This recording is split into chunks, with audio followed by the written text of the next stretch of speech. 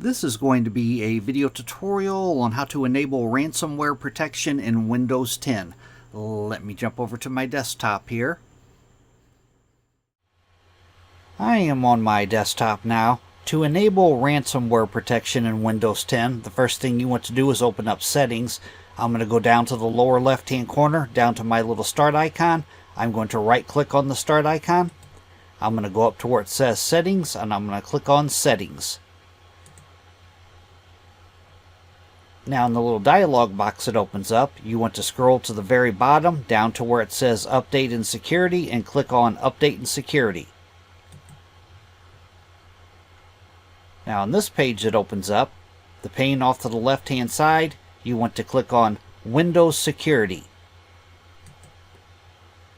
Then on the center pane, you want to click on Virus and Threat Protection. And in this dialog box that opens up, you want to scroll to the very bottom, down to where it says Ransomware Protection, and down below that it says Manage Ransomware Protection. Click on Manage Ransomware Protection.